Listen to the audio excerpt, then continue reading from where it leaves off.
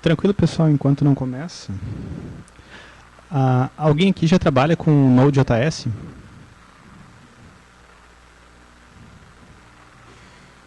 Mas pelo menos é entusiasta de Node.js e da comunidade mais JavaScript?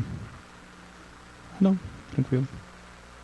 Alguém aqui já fez data mining, web scrapper, alguma coisa assim, nem que seja um projeto, alguma coisa? Não, tranquilo.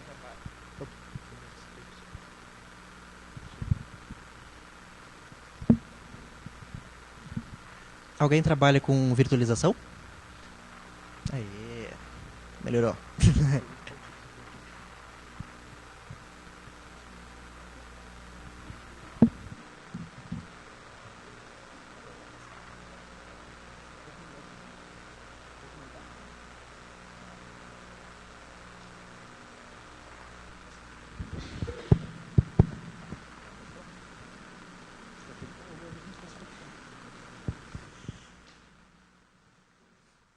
Então é o seguinte, a gente vai falar sobre o aspecto de infraestrutura para fazer data mining. A gente vai começar com uma definição rápida do que é data mining, do que consiste, e então a gente vai pular para três casos de sucesso da nossa empresa, que a gente auxiliou, em um caso, a fazer o código, e nos outros dois casos a fazer a infraestrutura, toda de virtualização, toda a infraestrutura de hardware e a stack de sistema operacional, para que isso funcione e escale de uma forma mais ou menos fácil.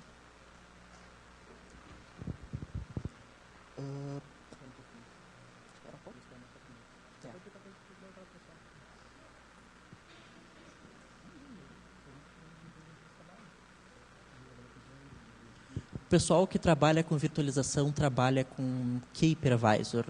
Quem trabalha com Zen? Com Zen. Quem trabalha com VMware? VMware tem mais. Ovirt? Também, perfeito. Aqui, quem trabalha com o governo especificamente? Tipo... boa parte.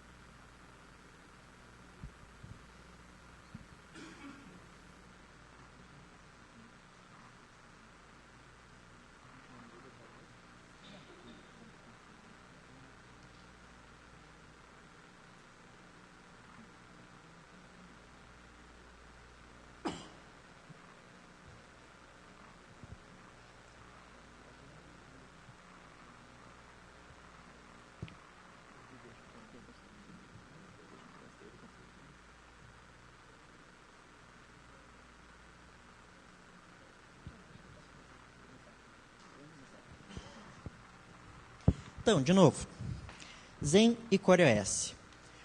A gente vai, nessa palestra, focar no aspecto de infraestrutura. A gente começa dando uma definição rápida do que é data mining, como que se faz, quais são os processos, e depois a gente foca em casos reais que a nossa empresa trabalhou, em dois projetos com código, e o último projeto, agora maior, a gente fez só a infraestrutura. Emerson, começa apresentando o conceito. Beleza, então. Se apresenta. Se apresentar. Eu sou Bernardo Anádio, este é o Emerson. Nós trabalhamos na Aligo. A gente faz consultoria de tudo. Full stack, né? No caso dele é mais DevOps. Não posso abrir a escalatura. Tranquilo, então. Bem, antes, para começar, pelo menos para quem não conhece aqui, então é bom pelo menos dizer algumas questões de conceitos, assim. E é importante pelo menos saber diferenciar um pouco a questão de o que é web scraping e data mining. O web scraping é mais a questão de extração de dados a partir de um website. E data mining, dito de forma simples, não é só a questão de extrair os dados, mas a questão de pegar esses dados, geralmente eles são em quantidade muito grande, processar eles em busca de padrões e usar isso para algo útil. Ou seja, o web scraper pode ser uma etapa de data mining, que é uma coisa mais complexa. Nesse sentido ali, não sei se todo mundo está mais ou menos conseguindo ver ali a informação ali, a gente tem todo um processo, e data mining, embora seja uma das etapas dele, geralmente se assume que vocês vão fazer todo o resto disso ali. Mas, por exemplo, data mining tem dentro de um contexto de todos os dados possíveis, tem a questão de vocês selecionarem esses dados para quais dados vão processar, vão realmente trabalhar em cima deles. A partir deles ali vocês vão pré-processar, transformar eles, e a partir disso daí que é feito, talvez seria o core data mining ali, que é transformar isso e obter padrões, e a partir disso realmente ter a questão do conhecimento que vocês querem. Tá? Então assim, como a gente está pegando e falando aqui, a gente está usando data mining como um conceito, então pelo menos vou falar para vocês a questão, um pouco na questão de determinadamente requisitos. Mas assim, para dar algum exemplo assim, de que tipo de problemas que a gente pode pegar e o que data mining pode ser uma resposta para esses problemas. Um exemplo mais claro é, por exemplo, vocês são uma empresa e alguns parceiros de vocês querem que vocês de alguma forma usem as informações desses parceiros para torná-las em algo útil. Só que esse parceiro de vocês ele não tem como entregar essa informação imediatamente para vocês, de uma forma elegante, de tal forma que isso possa ser processado, sei lá, por uma API, alguma coisa assim. Então, às vezes, o jeito mais rápido de simplesmente fazer as coisas funcionar é literalmente extrair dados de HTML. Que é o caso ali. Outra coisa também é que, às vezes, tem casos em que o próprio governo, mesmo sendo obrigado por lei, nem todos os dados do governo, hoje em dia já mudou bastante, mas nem todos os dados do governo, por exemplo, eles estão acessíveis de uma forma que é fácil de processar por máquinas. Um dos casos que a gente vai citar tem com relação a isso. E também, assim, outro exemplo mais claro também, que está bem popular agora também, é com relação a, por exemplo, saber em tempo real a opinião do público em relação à marca, um produto, alguma coisa de vocês. Também só um exemplo mais estranho ali, que é a questão de, em caso de uma catástrofe total, perda de site e backup, tu poder recuperar essa informação a partir do Google Cache. Esses aqui são só alguns exemplos de data mining. Na verdade, tem uma gama de possibilidades com relação a isso. Por exemplo, assim, agora, com a parte específica de web scraper, o que vocês poderiam usar para fazer um web scraper? Olha, essa parte específica, basicamente, vocês poderiam escolher quase qualquer linguagem para fazer. O web scraper em si, essa parte específica, ela não tende a ser uma coisa muito complexa. Quase qualquer linguagem que tenha acesso, sei lá, à web, coisa assim, vocês conseguem extrair os dados. Algumas talvez tenham frameworks mais para isso, mas a princípio esse conceito mesmo ali, qualquer linguagem que vocês escolherem, vocês vão conseguir isso ali. Agora sim, algumas soluções que são event-driving, que não bloqueantes, elas têm uma tendência a ter algumas vantagens. Tá? Dá para fazer qualquer linguagem, mas algumas têm algumas vantagens a mais. Nesse caso ali, JavaScript, ele faz isso nativamente. Para quem usa PHP, se usar PHP com React, tu consegue também ter uma situação que ele não bloqueia antes, da mesma forma que JavaScript com Node. E para quem usa Python, por exemplo, tem Tornado. Basicamente, quase todas as linguagens têm alguma solução para isso. Java tem essa questão, tem tudo ali. E ainda dentro de alguns frameworks ou ferramentas que vale a pena ser citado aqui, tem a questão do PhantomJS, que para quem quer fazer algum data mining ou algum web scraper mais agressivo, em que a página é complexa, que tem que apertar botões, que tem alguma coisa assim que fazer, sei lá, muito na força bruta com, sei lá, com PHP, com CURL, com bash, alguma coisa assim, o Phantom ele é ideal para quando vocês querem fazer coisas complexas que literalmente emula a ação do usuário final. A única questão é que ele emula literalmente o navegador, então ele emula também os bugs do navegador e isso é um pouco complexo às vezes. Também vale a pena citar, a gente não vai falar muito aqui na palestra, nem vai citar, que é o Pentaho, só que o Pentaho é uma suite completa para esse de BA e BI. Tá? Levando em consideração isso, geralmente assim, tem um cliente, eu tenho sei lá, um projeto qualquer, e tem assim, vai envolver web scraping ou data mining. Tá? Geralmente se assume que eu li na internet que tal local explica como fazer web scraping. Então, isso ali geralmente leva a ter uma situação em que, assim, todos os data minings web scrapers são relativamente parecidos, talvez só um mais complexo que o outro. Então, isso pode levar a uma situação de alguns pressupostos que podem levar vocês a estipular o levantamento de requisitos de vocês, o levantamento de requisitos de vocês, tá? Por exemplo, assim, geralmente uma situação mais simples de data mining vai se assumir que a lista de URL a ser minerada, ela é meio uniforme, não é uma coisa que muda muito, é uma coisa que talvez não precise ser processada. Então, tranquilo. Também assim, pode-se assumir talvez que inicialmente esse HTML a ser processado, ele não vai desse site, não necessariamente o site vai te bloquear o teu IP. Talvez simplesmente assuma que eu posso minerar os dados numa quantidade absurda que talvez não bloqueie. Ou então assim, mas caso bloqueie, eu li na internet que eu posso usar proxies. Então talvez a pessoa assim, eu sei que tem uma lista de proxies públicos e talvez eu poderia simplesmente usar ele. É uma coisa simples. A questão é que na prática proxies públicos simplesmente não servem para uma coisa assim. Se alguém realmente precisar disso, vai ter que usar proxies privados ou literalmente conseguir máquinas mesmo. E assim, mesmo quando tu assume que vai extrair dados dessas páginas, às vezes essa HTML pode estar mal escrito, ou então simplesmente geralmente tu vai assumir que talvez as pessoas não mudem a marcação volta e meia, alguma coisa assim. E também tu talvez assume que o dado que eu vou extrair de alguém, geralmente assim, é um grande site, é um grande parceiro, é o site do governo, eles nunca vão errar a informação em si.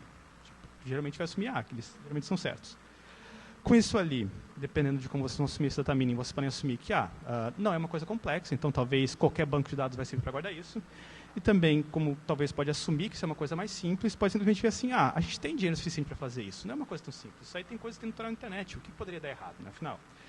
Daí o problema é o seguinte, é que às vezes tem alguns projetos que vocês pegam na internet que talvez vocês consigam fazer o MVP em uma questão de, sei lá, em 2 horas, 1 hora, vocês fizeram o MVP que puxou a página e cuspiu ali o JSON, alguma informação bruta ali. Daí talvez isso pode levar à situação de que é só um pouco mais complexo que isso. Mas assim, a questão é que às vezes esses requisitos que podem funcionar para projeto pequeno, ou então alguém que diz para vocês, isso é fácil, pode não se aplicar necessariamente no real. Mas nesse caso aqui, vai citar 2 exemplos de casos em que até daria para fazer uma simplificação e outro caso que não daria para fazer muito ali. Um exemplo de caso aqui, que a gente até tem código depois se quiserem ver, mas de certa forma daria para ilustrar um processo quase completo de data mining, mesmo que algumas coisas não são, com a ferramenta de BA, alguma coisa assim, algumas coisas são literalmente tu pegar e fazer manualmente. Tá? É questão de um estudo de caso aqui, data mining de Google Cache. Teve um site, ele simplesmente foi perda total, não tinha backup, não tinha nada. Tá? E havia uma urgência simplesmente para recuperar esses dados do ar. Mas a questão é que o site tinha muitas informações marcadas do Google Cache e o que foi feito foi o seguinte, simplesmente o Google Analytics tinha lista de URLs acessadas nos últimos anos, baixou lá a export do Google Analytics, essas URLs ali foi feita uma limpa de algumas URLs óbvias de sites que não precisavam baixar, e com base nisso ali foi programado alguma coisa que tem o código ali, que ele extraiu esses dados, conforme os dados foram extraindo, já coloca o site no ar imediatamente, então pelo menos assim, o site está fora do ar sem backup, mas pelo menos tem alguma coisa para o pessoal ver lá que parece que tem. Depois disso ali, faz uma outra ferramenta, que simplesmente pega e extrai os HTMLs e inseriu de novo num CMS. Ok. A questão é que assim, se for pensar nisso ali dura talvez, se for considerar o processo completo, desde de extrair até colocar de novo num site, talvez dure umas 50 horas. Sendo que boa parte disso foi rápido, porque a boa parte do processo que talvez numa situação mais complexa, vocês fariam meio que com software, tem que programar uma ferramenta, tem que fazer toda uma análise. Mas era só um site, era uma coisa que não era recorrente, alguma coisa assim. O único, talvez, um pouco mais desafio nesse caso ali é simplesmente a questão de, o Google ele é muito perspicaz na questão de como ele bloqueia acesso. E essa forma como ele bloqueia ali, talvez ele praticamente exige que vocês não é uma questão só de IPs diferentes, se ele perceber que estão minerando ele de alguma forma e tem IPs parecidos, tá? Até um range, sei lá, até o segundo grupo, tá, tranquilo. Até 22. Tá? Então, assim, nesse caso ali, por exemplo, era só o que era umas 30 mil URLs, no final umas 20 foram recuperadas, umas 20 mil. Basicamente assim, foi criar máquinas, servidor, resolver o problema, beleza. Tá? Eu vou passar um pouco mais rápido aqui. A questão toda é que assim, nesse aqui foi um caso em que a diferença entre fazer o MVP e colocar no ar foi meio pequena. porque alguns processos ali poderão ser meio que feitos de forma mais manual. Agora a gente tem aqui o segundo caso, que é um outro caso de data mining. Tá? Nesse caso aqui, vamos dizer assim, a diferença é que antes talvez era um processo.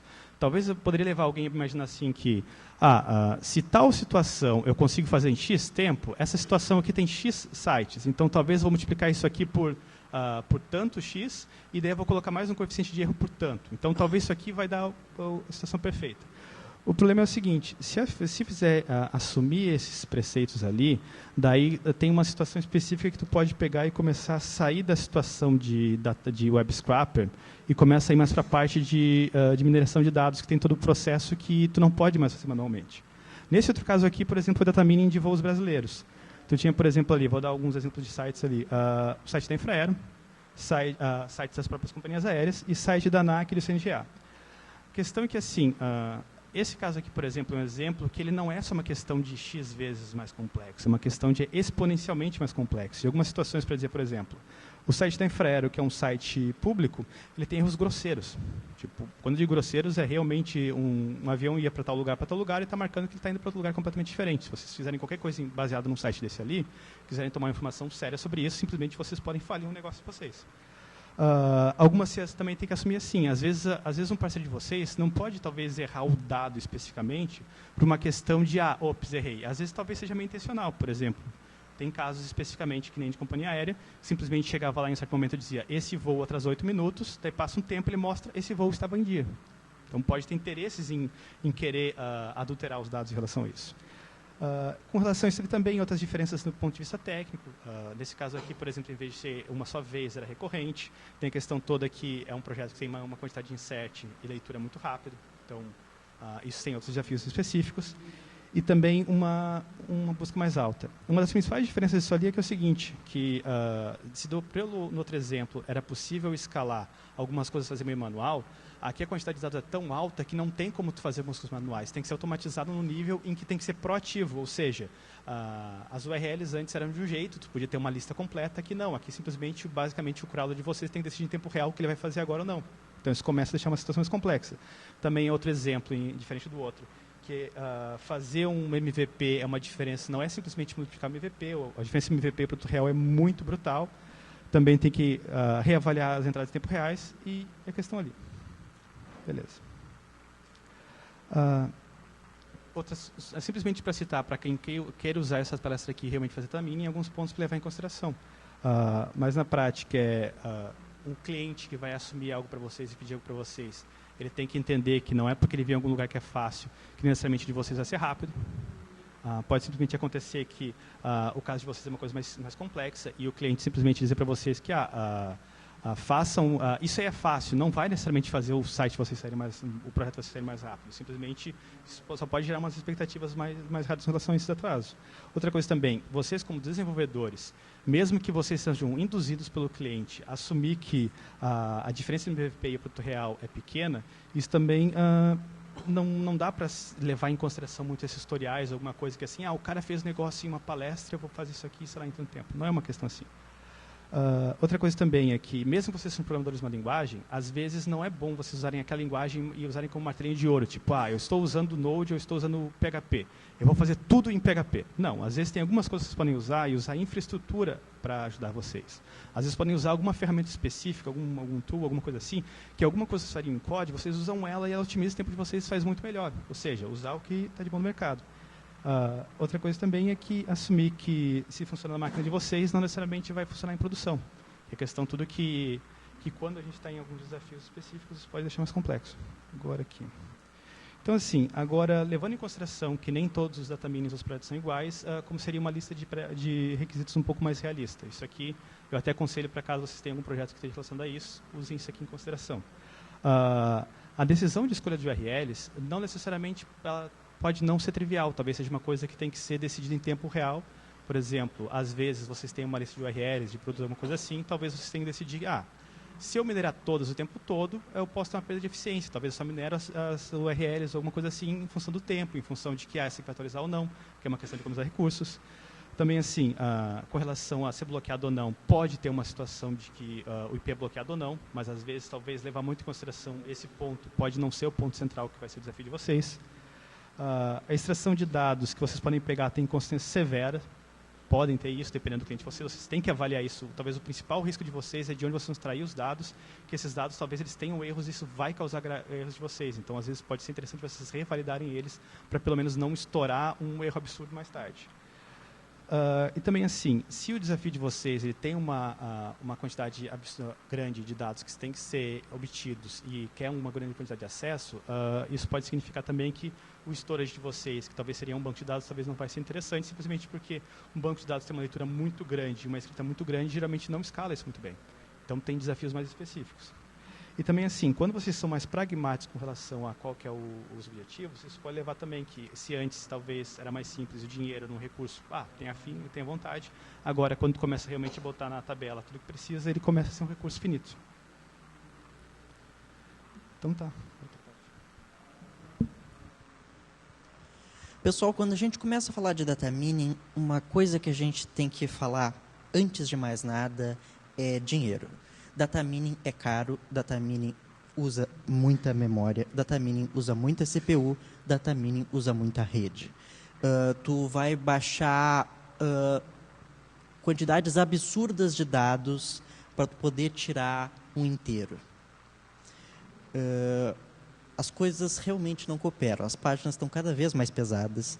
Não esperem que isso vai ser barato. Tá? Dito isso, a gente pode tentar otimizar o preço para não gastar os tubos. Tem duas maneiras que tu pode começar. Tu é grande ou tu é pequeno. OPEX ou CAPEX. Tu começa, tu vai lá numa DigitalOcean, abre lá o sitezinho da DigitalOcean, abre o sitezinho da Amazon, fala... volta ali. E começa a pagar sem compromisso nenhum. O outro jeito é tu simplesmente chega, põe a pé na porta do data center e diz, eu quero essa sala. Tem uma boa diferença de quantidade de zeros no valor disso. Mas, mesmo assim, em OPEX ainda é caro. Então, a gente tem que tentar otimizar o que der. Quando a gente fala de OPEX não. Quando a gente fala em escalar, qual é a primeira coisa que vem na cabeça? É Amazon ou DigitalOcean. Só que a gente, para os projetos da gente, a gente começou a fazer o levantamento e a gente ia ter um gasto absurdo usando esses provedores de VPS. A gente começou a olhar, a Amazon tem grande mercado, todo mundo conhece, coisa e tal, é confiável, mas o custo é caro, muito caro. Azure é Microsoft. DigitalOcean, bacana. Só que DigitalOcean parece que foi só mês passado que começou a ter block storage flexível. Ainda falta muita feature na DigitalOcean para DigitalOcean se tornar algo mais enterprise. DigitalOcean, por enquanto, está mais relegado assim, mais a fazer o ambiente de teste do developer. Também a gente fez levantamento com CAPEX, por que não? Perguntar não gasta dinheiro. A gente só pergunta também porque não dá. Olhamos na Equinix, a brincadeira lá começa com $2.500 por mês, sem contar nada de hardware, basicamente $2.500 por mês é só para tu ter o armário ali. Então, não é bacana. Em Bratel é mais barato, mas em Bratel a conexão é uma desgraça. Sério. Vergonha. E tudo isso é caro, e mais todo investimento tu tem que comprar o hardware.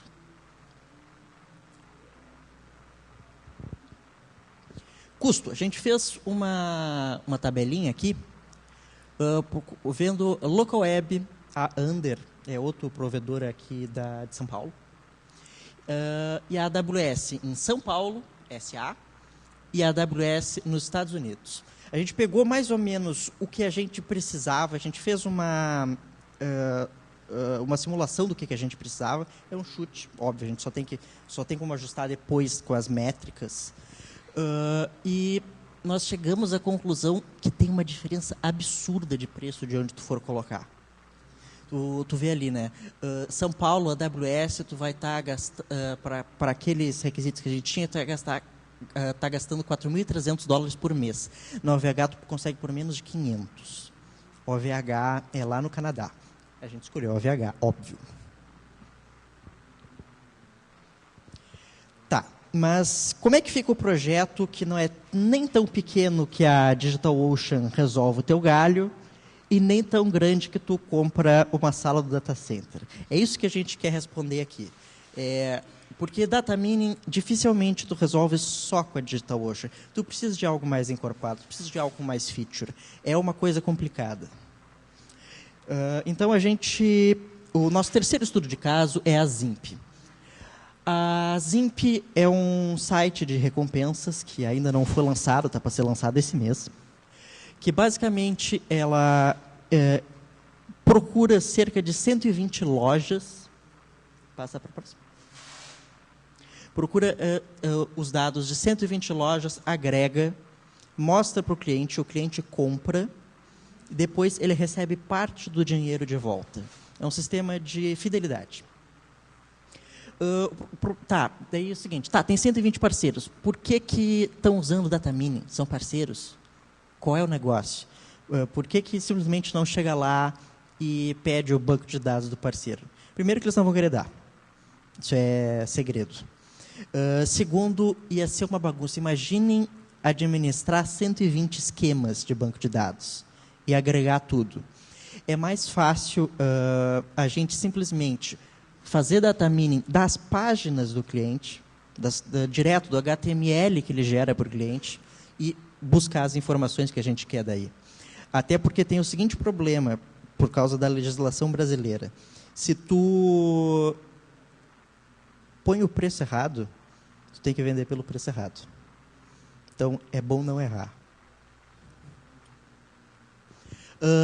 Daí chegou a Zimp para a gente e disse o seguinte, nós temos 5 aplicações em Node, a gente tem que indexar 10 milhões de produtos e atualizar a cada 4 horas. Todos os 10 milhões de produtos têm que ser atualizados a 4 horas. 120 parceiros diferentes, 120 sites diferentes, 120 esquemas diferentes que a gente tem que ler.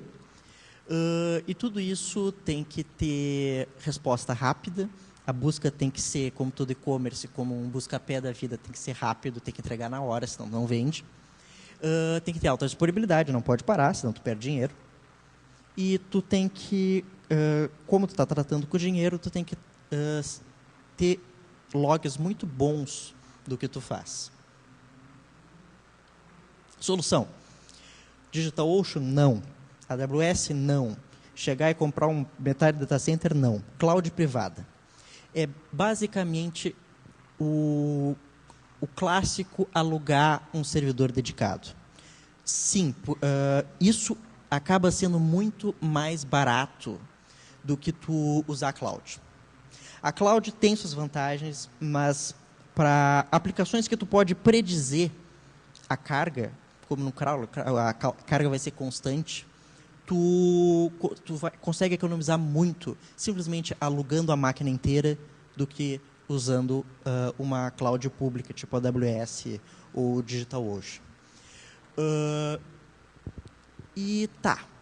Mas tu tem tantos servidores lá e, de repente, a tua carga dobra. Como é que tu faz? Precisa dobrar para ontem.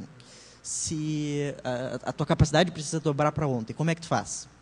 Tu pode, se tu tomar alguns cuidados na hora de tu fazer o teu deploy, de fazer o teu código, como usar o Docker, tu consegue ter o teu pool de servidores dedicados, que tu paga um preço baixo pelo byte processado, e tu pode usar junto uma cloud pública qualquer para escalar em momentos de maior intensidade de uso.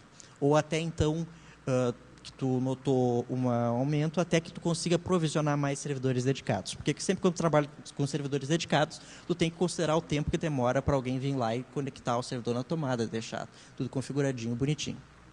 Se tu fizer... volta ali.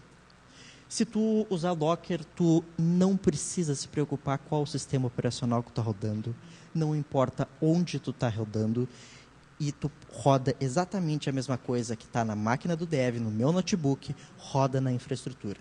Isso é muito importante. Tu quer fazer teste de integração, tu quer testar tudo na tua máquina, tu não quer depender, tu quer fazer isso tu quer fazer no avião, tu roda no teu notebook toda a infraestrutura. Isso é muito bacana. Se tu não usar Docker, isso é muito complicado. Tu vai gastar muito tutano, não vai ser interessante.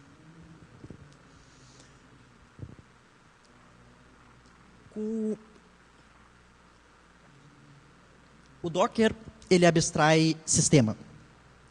Tu põe uma aplicação, tu põe todas as libs que ela precisa e tu fecha o pacotinho. Onde tu colocar aquele treco vai rodar. Não tem mistério. Com o Weave, tu consegue o equivalente para a rede. Tu não interessa se tu está rodando na VLAN de um data center, se tu está rodando na VLAN de outro data center, se tu está rodando no teu notebook. Tu monta uma infraestrutura, tu monta uma malha virtual, onde tu abstrai a topologia de fato da rede numa topologia virtual. Topologia, tu faz a que tu quiser. E o próprio Weave decide todo o roteamento que precisa para isso. Só uma coisa que eu devia ter contado antes. A Zimp chegou para a gente, falou com o Emerson pelo Facebook e coisa e tal. E daí disse, quanto é que vocês cobram para fazer, para colocar um sitezinho em Node no ar? Foi assim que eles conversaram. Não sei o que, o Emerson falou, o que? 2, 3 pila. 2, 3 pila, tá bom, não sei mistério. 2, 3 pila em uma semana tá pronto. E daí o Luan, que é o contato da Zimp, falou, tá, mas isso é por semana, por mês? Então, e o Emerson, por mês. A gente, no momento que chegou primeiro, a gente não tinha se dado conta do tamanho do problema. Toca a ficha? Uhum. Banco de dados. Normalmente, a pior coisa quando tu quer escalar uma infraestrutura é banco de dados. 90% dos casos, ali vai ser o teu gargalo. Tu ter o mesmo dado em diversos lugares diferentes, com consistência, é algo complicado na computação. É algo caro. É algo que se gasta muito tutano em cima e, normalmente, é o pior problema de todos. Tu escalar um banco de dados não é fácil. Finalmente, agora, nós temos algumas soluções melhores, como o PostgreSQL NoSQL. O Mongo não é tão bom assim. Os algoritmos melhoraram um pouco, mas ainda não tem nenhuma adaga de ouro que resolva o problema facilmente.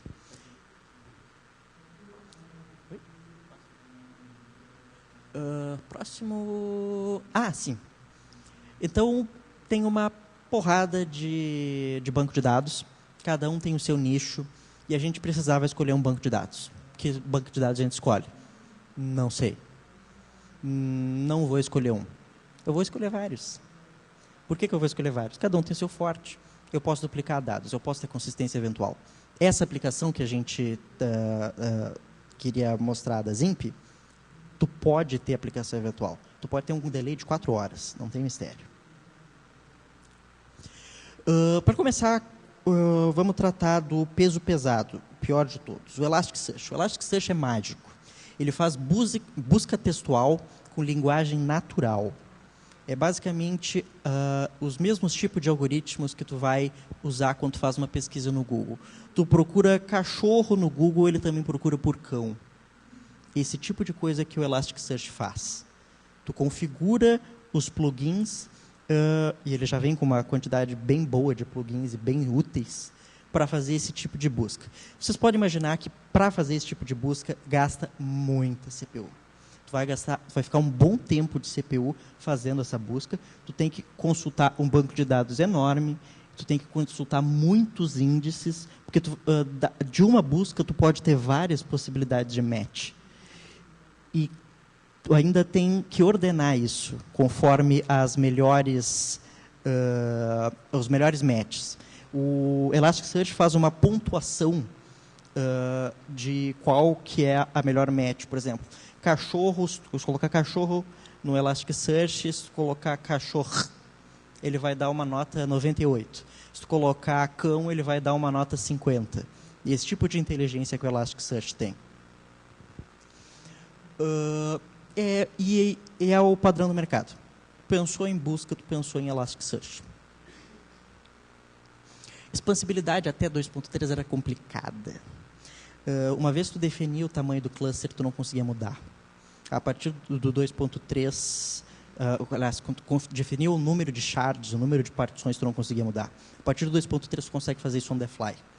Mas até então, tu tinha que adotar uma solução híbrida, que tu tinha uma fonte externa de verdade, para tu ter que toda hora estar regerando os índices do Elasticsearch conforme a tua demanda. E os devs reclamam também que é meio complicado de administrar documento. Eu não sei, eu não sou dev, eu faço infraestrutura. Toca a ficha. PostgreSQL. Vocês devem ter visto que no título da palestra estava Mongo. Mas no meio do projeto, os devs tiveram um rage com o Mongo e deram um bico naquela porcaria. Foram para PostgreNoSQL. O Postgre é originalmente um banco de dados relacional que acabou colocando junto do código deles funções de NoSQL, só que retrieval. Tu joga uma chave e ele retorna o dado, não é tabular. E conseguiu ficar melhor que o Mongo. O Mongo é específico para isso, ficou melhor que eles, para tu ver como o Mongo estava mal das pernas. Aliás, o PostgreSQL, o Elasticsearch, ele armazena os produtos, né, no nosso caso. O Postgre, ele armazena user data. Esse usuário aqui deu like neste produto. Este usuário acessou tal e tal lugar. A gente vai usando para cada tipo de dado que a gente tem o banco de dados mais apropriado. E o mais interessante, o mais exótico de todos é o Datomic.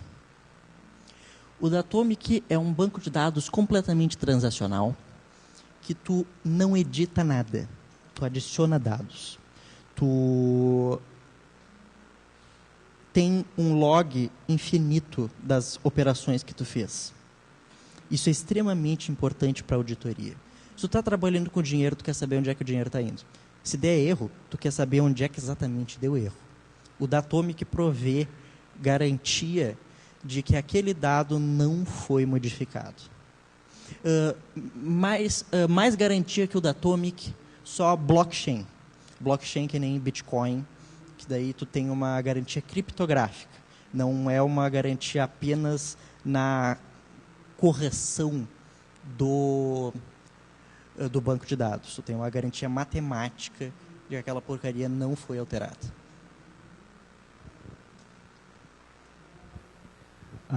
Agora o Emerson vai falar sobre cache, porque ele trabalha com web. Sim. Meu negócio é só para fazer um off aqui. Vários bancos de dados, dá para basicamente com tanto pelo menos, como é que eu dizer assim? Certamente tem aqui várias pessoas que preferem mais um banco de dados ou outro banco de dados, tá? Então assim, pelo menos eu pessoalmente, a única coisa que eu realmente faço questão de convencer um cliente a não usar uma coisa se aquilo obviamente é errado para isso. Então, às vezes, quando vocês estão, por exemplo, alguém faz um requisito para vocês e os desenvolvedores estão mais acostumados com um banco de dados ou com o outro, pode valer mais a pena, em vez de forçar ele a usar um outro banco de dados, vocês aceitarem e verem o que o time trabalha melhor. Tem algumas tecnologias que a gente apresenta aqui que elas, sendo uma ou sendo outra, eu não faço muita questão, mas tem algumas que a gente faz questão, por exemplo. No caso de caixa aqui, tem situações bem específicas, tanto com relação ali com Varnish, talvez com relação também ao Elasticsearch, que são algumas ferramentas que vocês não têm muito equivalente no mercado que façam uma situação tão boa. Por exemplo, dos bancos de dados relacionais, sim, tem diferença entre MySQL, entre Postgres, coisas assim, mas tem algumas situações específicas que usar um deles ou um outro não é tão diferente quanto usar um banco de dados SQL em relação ao NoSQL. Então, assim, tem várias estratégias que podem ser feitas com bancos de dados diferentes e até mesmo se vocês têm na equipe alguém que é extremamente especialista, sei lá, em Oracle ou então em MySQL, ele tem formas de conseguir fazer MySQL escalar muito bem, tendo experiência, sei lá, em particionamento, em coisas assim, e outras coisas mais. Mas tem certos níveis em que algumas ferramentas, out of the box, ou seja, por padrão, elas atendem bem uma necessidade. Por exemplo, Mongo, para algumas coisas em que vocês trabalham com documentos, com questão de com um esquema que varia com uma frequência maior, em especial se os desenvolvedores têm uma habilidade específica isso ali, ele é bem interessante. Mas às vezes tem algumas situações que pode-se tanto usar ele quanto usar outras ferramentas também. Tranquilo. Só para pelo menos dizer isso ali, que eu já sei que as perguntas têm a partir desse respeito ali. Então, tranquilo, tá? Agora vamos falar aqui, ó. Isso aqui eu não ia falar sobre Varnish, isso aqui é mais uma questão de estratégia de cache. Porque assim, ó, isso aqui é comum, não é só para esse cliente, isso aqui é comum para qualquer aplicação praticamente web que vocês teriam ali no caso. A gente vai usar aqui, no caso, citando o nosso cliente aqui. Mas, por exemplo, assim, ó, assumindo uma estratégia de cacheamento, desde o visitante que acessa o site até nível de hardware, eu acho que vale a pena citar essas situações aqui. Por exemplo, para quem não sabe, o navegador, ele consegue, você pode mandar umas instruções para os arquivos, o HTML, essas coisas assim, dizendo, esse arquivo não vai mudar por 15 minutos, não vai mudar por um dia, não vai mudar por uma hora, não vai mudar por, sei lá, um mês. Então, o simples fato de colocar esse tempo no navegador dizendo, me cachei aqui, faz com que ele só peça a primeira vez e depois carregue instantaneamente. Então, assim, o primeiro nível de cache que vocês podem usar na aplicação é simplesmente usar o navegador da pessoa. E isso, às vezes, simplesmente sugerir isso para os desenvolvedores, os níveis apropriados, isso tem uma redução significativa de custo e de experiência de usuário. Outra coisa também ali que é interessante, partindo por isso ali, também a gente pode usar também a questão de proxies reverso, de CDN, que para questão de imagens, coisas assim, e também proxy reverso com cache próximo à localidade de dados. Vou citar um exemplo mais conhecido. O Facebook, ele não deixa servidores com processamento pesado aqui no Brasil, mas ele deixa, se não me engano, a SSL aqui no Brasil, algumas coisas aqui. SSL caixa aqui no Brasil. Ele deixa SSL e caixa aqui no Brasil. Então, assim, no nosso caso, lá, nosso cliente, ficou mais economicamente viável deixar a situação num outro país, mas, às vezes, simplesmente puxando algumas partes da infra dele para o Brasil e usando cache, pode ser que a gente consiga simplesmente deixar o tempo de resposta rápido para a pessoa e ela nem percebe, simplesmente porque tem vários níveis de cache entre continentes diferentes. Continente entre países diferentes. Tá? Isso simplesmente usando não só CDN, mas também a questão de cache local com isso ali.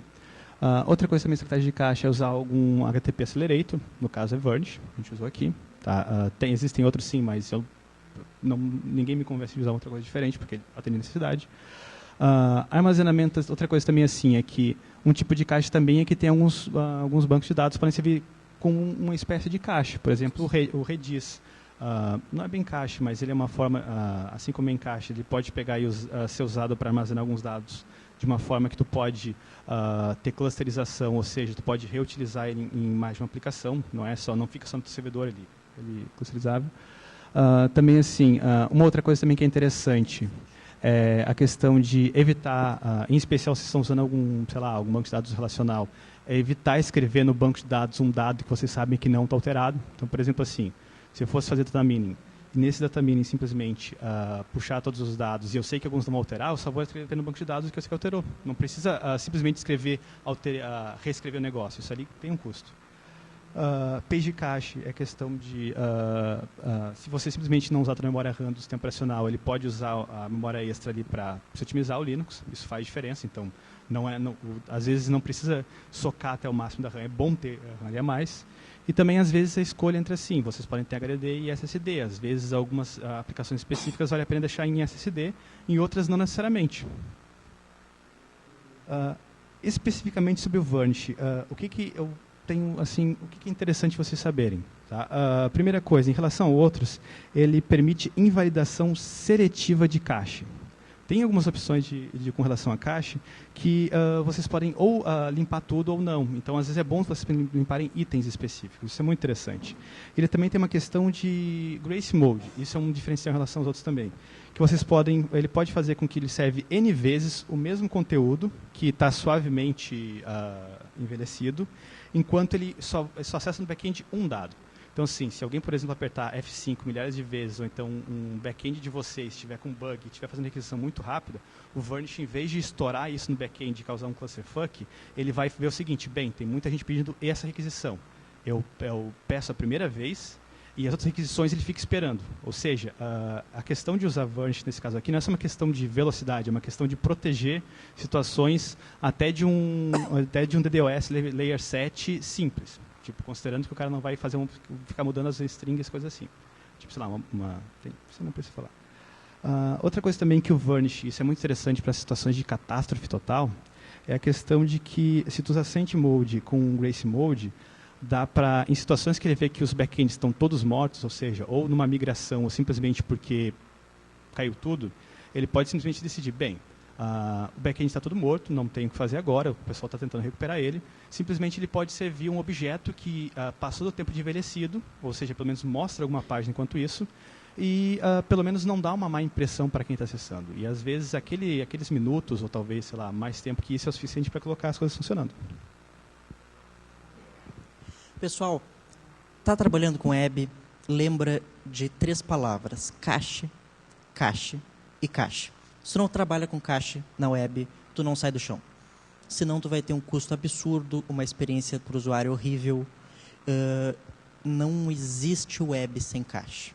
Tu precisa aprender a lidar com cache. Tu precisa aprender a lidar com invalidação de cache. É essencial. E com vários níveis de cache. Tem o cache do navegador, tem o cache do servidor, tem o cache do sistema operacional. Toca a ficha, senão não vai dar tempo. Tem 2 maneiras de tu tratar servidores. Agora, indo para a parte de virtualização. Tratar como pet ou tratar como gado. Tratar como pet é a maneira clássica. Tu pega lá o servidorzinho, tu instala tudo bonitinho, faz carinho nele, dá amor, coisa e tal, coisa e tal. Daqui a pouco vem e tu perde tudo. A outra maneira, que agora com o tal do Web Scale a gente está começando a aprender a fazer, é tratar servidores como gado.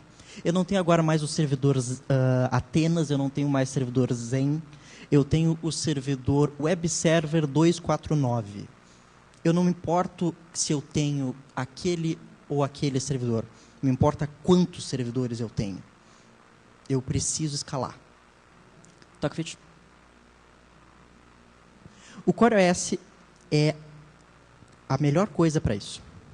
O CoreOS é um sistema extremamente simples, ele só tem a função de tu coloca ele em memória e tu roda o Docker.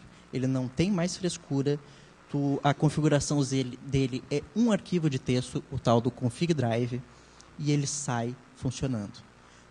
Tu não configura nada, esse é o objetivo. Tu não vai configurar servidor nenhum. Tu escreve uma vez a configuração e tu simplesmente duplica aquele troço até as coisas melhorar. O que eu recomendo? Faz delivery por PXE.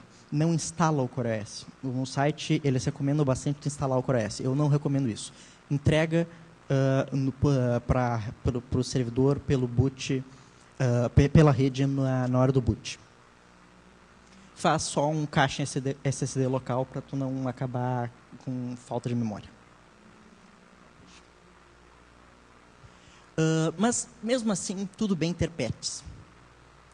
Tu quer escalar o teu core business. Teu core business consome memória. O teu core business consome recursos. Os outros servidores não, mas eles são importantes. São até mais importantes que o core business. Tu realmente não quer que o teu servidor DNS aponte para o lugar errado, tu realmente não quer que a autenticação não funcione. Tu pode, para esses, como eles não precisam escalar, eles não precisam de tanto volume, tu pode dar mais atençãozinha para eles. Daí tu usa o distro que tu quiser, distro que tu está mais acostumado, não tem mistério. Tá, fecha? O negócio é uniformização. Se vocês forem usar para cada VM um sistema diferente, vocês vão ficar loucos. Eu sei, eu já tentei. Não funciona. Também, uma outra coisa que não funciona é usar um usuário e senha para cada servidor. Para cada VM. Cada VM com uma senha de root, tu vai ficar louco. Não façam isso. Está começando uma infraestrutura, instala um servidor de autenticação centralizado. Recomendação FreeIPA. O FreeIPA ele é uma abstração do LDAP e do Kerberos. O LDAP é muito bacana, é super manjado, tem mais de 20 anos, mas é um inferno de tu configurar. Tu usa aqueles arquivinhos LDIF, não é bacana, é extremamente estressante. Se vocês usarem o FreeIPA, ele tem uma interface tipo o Active Directory. É um projeto pouco conhecido, mas que salva muito a pele de vocês. Toca a ficha? Configuração. O que eu disse? Não escrever arquivos de configuração. Ou se escrever, não no próprio sistema. Tu escreve num repositório central e usa o Ansible para distribuir, o Ansible, o Puppet ou o Chef, dá exatamente na mesma, qualquer um dos três. Tu usa esses serviços para distribuir as configurações. Não usem copia e cola. De novo, vocês vão ficar loucos. Vai ficar cada servidor com uma versão, depois tu nunca acha o problema. Usa um sistema automatizado. O negócio é automatizar. E para descobrir, tu tem vários servicinhos e um precisa saber onde é que está o outro. Qual é o IP do outro, qual que é a porta do outro, coisa e tal. Tu usa o Consul. O Consul é muito bacana, tem uma interface boa, ele tem testes integrados. Tu fica sabendo se aquele serviço está up ou down. Tudo por uma interfacezinha bem consolidada, bonitinha. Interfacezinhas são bacanas. Tá, fecha? Zen Server. Finalmente o Zen Server. O Zen Server... por que eu escolhi o Zen Server para Zimp? Porque eu já usava. Simplesmente por isso. Mas, ao longo do tempo, no uso em laboratório, ele não tem se mostrado muito estável. Eu tenho usado até o momento a versão 6.5. Recentemente saiu a 7. Talvez tenham corrigido os problemas na 7, mas eu ando meio cabreiro com o Zen Server. Mas funciona muito bem para pequenos e médios deploys. Não se metam a fazer 30 servidores com o Zen Server, não é tão assim. Para coisas pequenas, que é exatamente o foco dessa palestra, o Zen Server funciona bem. Se tu está com 30 servidores, tu vai para o OpenStack. É um inferno de configurar, mas uma vez configurado, é só alegria. Tem todas as funções que tu espera. Bacana que a integração com o CoreOS, ele verifica quais são os dockers que estão rodando dentro daquela VM. Tu consegue ligar e desligar através do hypervisor, isso é muito bacana. Tu pode fazer snapshot on the fly, clustering, live migration, jogar uma VM para cá e para lá sem desligar ela, jogar entre um servidor e outro, mas isso é padrão de mercado, sem mistério. Se tu tem uma aplicação que não distribui, ele também tem a função de HA. Caiu um servidor, deu bico no servidor, simplesmente o serviço volta em 1 minuto em outra máquina. Tá, fecha? Só um comentário. Para quem está acostumado com a Amazon, por exemplo, usar direto um Zen Server, ele tem algumas coisas que a própria Amazon não tem. Tipo, isso é bem interessante. HA na Amazon. Tem algumas coisas com ele que a questão de HA manual dele é bem interessante. Pode falar um pouco.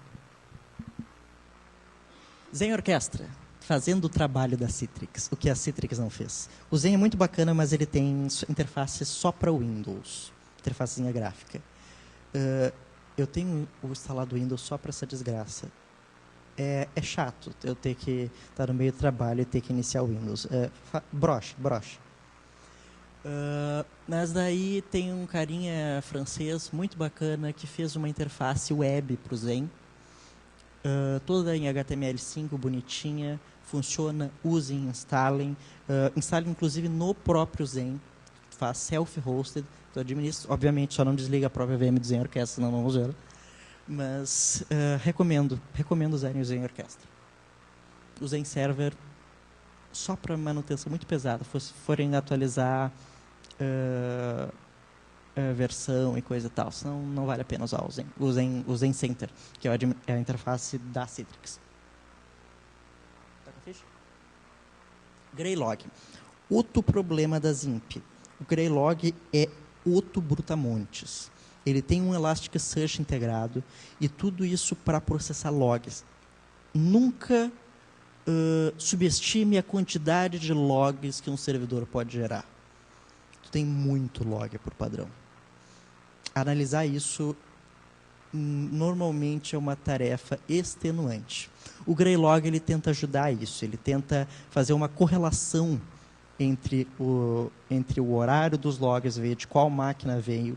Tu pode fazer uma grande quantidade de métricas em cima dos logs do teu servidor. Isso é muito importante quando tu está fazendo o dimensionamento da tua infraestrutura, que é exatamente o caso aqui. Tu não tem dinheiro infinito, tu não é o Google. Mas o Greylog em si é uma coisa pesada. Quando tu meteu o Elasticsearch no meio, tu está gastando $200 só para começo de conversa. E tem integração com o SystemD. Sei que um monte de gente não gosta do SystemD, eu adoro. Realmente facilitou muito a minha vida. Mas é bacana que o Greylog integra direto com o SystemD. O SystemD simplesmente joga para um servidor remoto que está preferencialmente em outro data center, em outro país, configurado o Greylog como boca de lobo, e tu tem a garantia que aquele dado vai chegar lá, vai ficar guardadinho e ninguém vai alterar. Toca a ficha? Finalmente, último slide, se não me engano. Resiliência. Quando vocês estão trabalhando com web, vocês têm que assumir que a máquina de vocês vai pifar. Pifa. AWS, tu tem 5 VMs, uma delas vai pifar por mês. Vai travar, arrebentar. Falhas acontecem. Vocês têm que estar preparados para lidar. É muito mais frequente do que vocês imaginam. Para isso, tu quer fazer alta disponibilidade. Para alta disponibilidade, tu tem que ter a seguinte regra. Se tu tem algo que não tem estado, tipo um load balancer, o load balancer não interessa o que veio antes, o que veio depois. Tu precisa ter pelo menos 2 nós. Se um cair, tem outro. Acabou. Agora, se tu armazena estado, tipo um banco de dados, e a saída posterior depende da saída anterior, tu precisa de pelo menos 3 nós. Isso é uma coisa que normalmente o pessoal não se dá conta, e para isso tu tem que começar com 3 máquinas físicas, pelo menos, se tu quer ter HA. O problema do estado é que se tu tem 2 máquinas, uma caiu, e daí ela voltou. E quem que tem os dados de verdade agora? Tu não tem como saber, tu tem que tirar uma regra, tem que tirar a melhor de 3. Então tá, estão avisando aqui que acabou o meu tempo, mas eu acho que esse era o último slide mesmo. Perguntas eu vou estar lá no... Não, a gente, é 10 minutos agora de perguntas. Não tem? Não? Não tem. Tá. Vou estar lá no stand do Joomla, se quiserem vir bater um papo, tomar um café, estamos lá. Café é importante, café é bacana.